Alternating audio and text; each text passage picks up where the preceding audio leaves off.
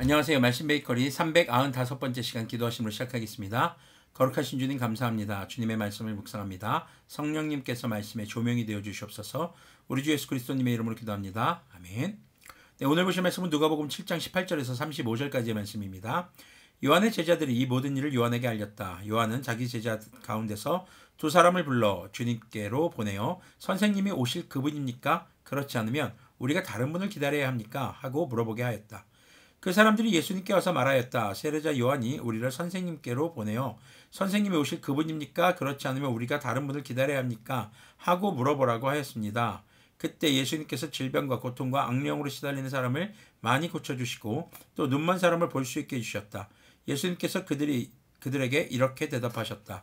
너희가 보고 들은 것을 가서 요한에게 알려라. 눈먼 사람이 다시 보고 다리 젖는 사람이 걷고 나병 환자가 깨끗해지고 귀먹은 사람이 듣고 죽은 사람이 살아나고 가난한 사람이 복음을 듣는다. 나에게 걸려 넘어지지 않는 사람은 복이 있다. 자, 요한은요, 앞서서 예수님께서 바로 메시아라는 것을 고백했던 그런 사람이었죠. 그런데 헤롯의 미움을 받아서 감옥에 갇힌 그는 자신들의 제자를 보내서 예수님께서 진정한 메시아인지를 묻게 합니다.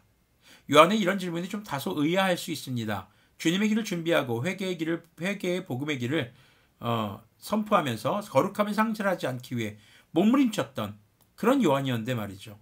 그리고 자신이 억울하게 감옥에 갇히면서 회의감이 들었었는지 아니면 자신이 앞으로 이제 복음을 전하지 못하게 되는 상태가 되니까 예수님께서 진짜 메시아인지 확인하고 싶었는지 우리는 알 수 없습니다. 어떤 이유에서건 요한은 의심했고 예수님께서 진정한 메시아인지 확인하기를 원했던 것이죠.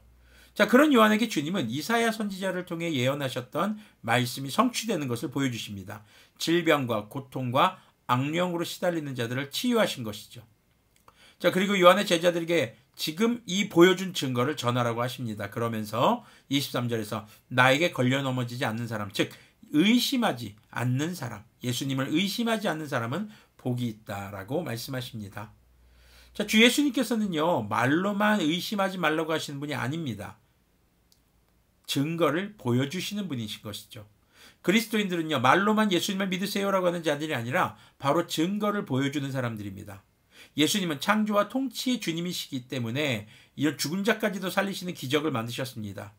자, 모든 그리스도인들이 그럼 할 수 있는 기적은요, 질병과 고통에 시달리는 자들에게 치료와 위로를 주는 것, 바로 내 이웃을 내 몸과 같이 사랑하라는 것이죠. 아픈 자들을 위로해주고 그들이 정말 형편이 어려워서 치료받지 못한다면 그들이 치료받을 수 있도록 해주고 굶주린 자들에게 먹을 것을 나눠주고 형편이 어려운 자들을 도와주는 바로 이웃을 자신의 몸과 같이 사랑하는 삶, 그리고 거룩한 삶, 악한 영이 죄로 유혹하지 못하도록 혹은 죄의 유혹으로부터 주님의 영의 충만함으로 이기는 모습을 통해 증거를 보여주는 삶을 사는 것입니다. 그것은 바로 하나님을 마음과 뜻과 목숨을 다해 사랑하는 삶인 것이죠.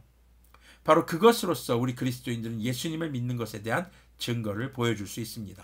24절은요, 요한의 심부름꾼들이 떠난 뒤에 예수님께서 요한에 대하여 무리에게 말씀하셨다.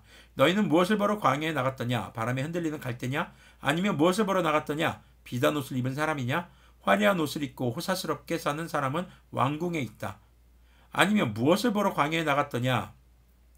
예언자를 보려고 나갔더냐? 그렇다. 내가 너희에게 말한다. 그는 예언자보다 더 위대한 인물이다. 이 사람에 대하여 성경에 기록하기를 보아라. 내가 내 심부름꾼을 너보다 앞서 보낸다. 그가 내 앞에서 내 길을 닦을 것이다 하였다. 내가 너희에게 말한다. 여자가 낳은 사람 가운데서 세례자 요한보다 더 큰 인물이 없다. 그러나 하나님 나라에서는 가장 작은 자라도 요한보다 더 크다. 자, 예수님은요, 당시 사람들 중에서 요한보다 큰 자가 없다라고 말씀하십니다. 하나님 나라에서는 누구보다 요한보다 더 크다고 하시는 것이죠. 이것은요, 우리 주 예수님께서 다시 오실 때 이루어질 하나님의 나라에 들어가는 모든 구원받은 자들이 이 땅의 어떤 자보다, 어떤 사람들보다 크다는 것입니다. 즉, 이 땅의 어떤 값진 것보다도 구원이 더 값진 것이라는 것을 말씀해주고 계신 것이죠. 예수님은요, 제자들에게 주님을 믿는 것에 대해서 다른 세속적인 목적을 두지 말 것을 말씀하시면서 인간에게 가장 가치 있는 것은 우리 주 예수님을 통한 구원인 것을 말씀하고 계십니다. 그들에게 광야에 나간 목적이 무엇이냐라고 묻는 질문이 어쩌면 우리에게 너희들이 신앙생활하는 목적, 너희들이 교회 오는 목적이 무엇이냐? 우리가 주님을 믿는 목적은요, 구원입니다.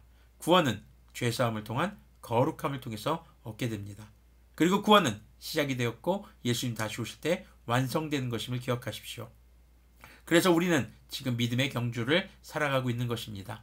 이 믿음을 잃지 않고 의심하지 말고 끝까지 거룩함을 지켜야 할 것입니다. 29절 보면요. 모든 백성과 심지어 세리들까지도 요한의 설교를 듣고 그의 세례를 받았다. 그렇게 하여 그들은 하나님의 오르심을 드러냈다. 그러나 바리새파 사람들과 율법학자들은 요한에게서 세례를 받지 않음으로써 자기들에 대한 하나님의 계획을 물리쳤다. 그러니 이 세대 사람을 무엇에 비길까? 그들은 무엇과 같은가? 그들은 마치 어린이들이 장터에 앉아서 서로 부르며 말하기를 우리가 너희에게 피리를 불어도 너희는 춤추지 않았고 우리가 애국을 하여도 너희는 울지 않았다 하는 것과 같다. 세례자 요한이 와서 빵도 먹지 않고 포도주도 마시지 않으니 너희가 말하기를 그는 귀신을 들렸다 하고 인자는 와서 먹기도 하고 마시기도 하니 너희가 말하기를 보아라 저 사람은 마구 먹어대는 자요 포도주를 마시는 자요 세리와 죄인의 친구다 한다. 그러나 지혜의 자녀들이 결국 지혜가 옳다는 것을 드러냈다. 자, 당시 예수님을 거부하고 또 요한을 배척하던 사람들은요, 요한의 금욕적인 생활을 보면서도 비난을 합니다. 또 예수님의 소외된 자들을 향한 모습을 보면서도 비난합니다. 뭘 하든 비난하는 거예요. 자, 그런데 이런 비난은요, 결국 지혜의 자녀들, 즉 그리스도인들의 거룩한 삶을 통해서 우리 주 예수님께서 유일한 진리이며 지혜인 것을, 구원의 길인 것을 나타내고 증거하게 된다는 것입니다. 오늘 말씀의 제목은 그래서 증거입니다. 우리의 삶이, 우리의 거룩한 삶이 곧 주님을 증거하는 삶이 되는 것을 기억하시길 바랍니다.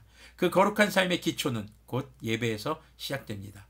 예배를 통해서 우리가 주님의 말씀을 듣고 살아계신 우리 주 예수님을 만나고 늘 성령님의 충만함을 통해 세상 가운데서 우리 주 예수님께서 하나님의 아들이심과 우리에게 구원을 베푸시는 유일한 분이심을 증거하는 우리들이 되기를 소망합니다. 기도하겠습니다. 거룩하신 주님 감사합니다. 주님의 말씀을 묵상했습니다. 주님, 예수님께서 의심하는 사람들에게 증거를 보여주시며 저 복음을 전하셨던 것처럼 아버지 우리의 삶이 그 증거가 되기를 소망합니다. 마지막까지 믿음을 잃지 않고 주님의 나라에서 구원에 포함되어서 주님의 나라에 들어가서 정말 더 가장 값진 그 구원을 얻는 우리들이 될 수 있도록 긍휼을 베풀어 주시옵소서. 우리 주 예수 그리스도님의 이름으로 기도합니다. 아멘. 네, 오늘도 거룩한 예배와 그리고 거룩한 삶을 통해서 우리 주 예수님을 증거하는 우리들이 되기를 소망합니다.